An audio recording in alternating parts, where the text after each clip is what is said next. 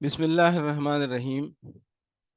آخرت کا عذاب دنیاوی عذابوں سے شدید تر ہوگا۔ فہرست موضوعات تفہیم القرآن جلد ششم عنوان آخرت، صفحہ 63، سورہ القلم، آیات 17 تا 33۔ انا بلوناہم کما بلونا اصحاب الجنہ اذ اقسموا لیصرمنہا مصبحین ولا یستثنون فطاف علیہا طائف من ربک وہم نائمون فاصبحت کالصریم فتنادوا مصبحین ان اغدوا علی حرثکم ان کنتم صارمین فانطلقوا وهم یتخافتون اللہ يدخلنها اليوم علیکم مسکین وغدوا علی حرد قادرین فلما رعوها قالوا انا لضالون بل نحن محرومون قال اوسطهم الم اقل لكم لولا تسبحون قالوا سبحان ربنا انا كنا ظالمین فاقبل بعضهم على بعض يتلاومون قالوا يا ويلنا انا كنا طاغين عسى ربنا ان يبدلنا خيرا منها انا الى ربنا راغبون كذلك العذاب والعذاب الآخرة اکبر لو كانوا يعلمون۔ ہم نے ان اہل مکہ کو اسی طرح آزمائش میں ڈالا ہے جس طرح ایک باغ کے مالکوں کو آزمائش میں ڈالا تھا، جب انہوں نے قسم کھائی کہ صبح و سویرے ضرور اپنے باغ کے پھل توڑیں گے، اور وہ کوئی استثناء نہیں کر رہے تھے۔ رات کو وہ سوئے پڑے تھے کہ تمہارے رب کی طرف سے ایک بلا اس باغ پر پھر گئی، اور اس کا ایسا حال ہو گیا جیسے کٹی ہوئی فصل ہو۔ صبح ان لوگوں نے ایک دوسرے کو پکارا کہ اگر پھل توڑنے ہیں تو سویرے سویرے اپنی کھیتی کی طرف نکل چلو۔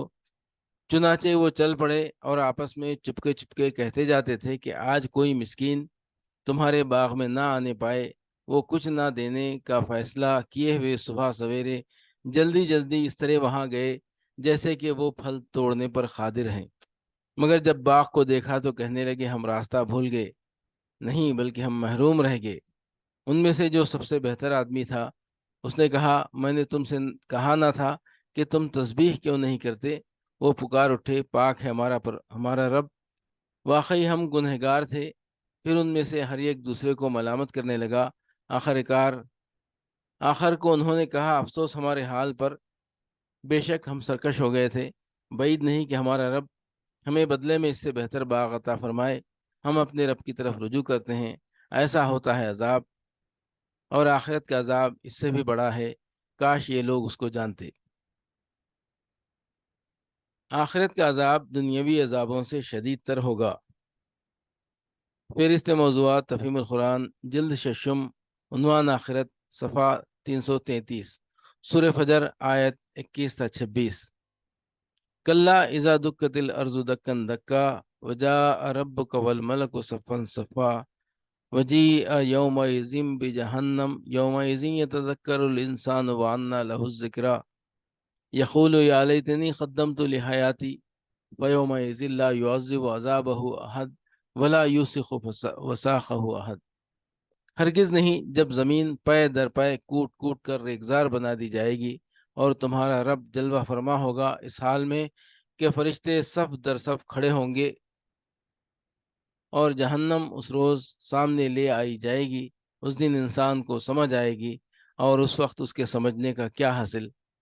وہ کہے گا کہ کاش میں نے اپنی اس زندگی کے لیے کچھ پیشگی سامان کیا ہوتا۔ پھر اس دن اللہ جو عذاب دے گا ویسا عذاب دینے والا کوئی نہیں، اور اللہ جیسا باندھے گا ویسا باندھنے والا کوئی نہیں۔ یومئذ یتذکر الانسان وانى له الذکریٰ، اس دن انسان کو سمجھ آئے گی، اور اس وقت اس کے سمجھنے کا کیا حاصل؟ اصل الفاظ ہیں یومئذ یتذکر الانسان وانى له الذکریٰ۔ اس کے دو مطلب ہو سکتے ہیں۔ ایک یہ کہ اس روز انسان یاد کرے گا کہ وہ دنیا میں کیا کچھ کر کے آیا ہے اور اس پر نادم ہوگا، مگر اس وقت یاد کرنے اور نادم ہونے کا کیا فائدہ؟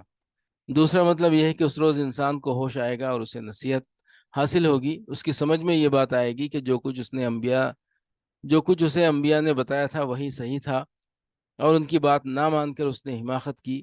مگر اس وقت ہوش میں آنے اور نصیحت پکڑنے اور اپنی غلطی کو سمجھنے کا کیا فائدہ؟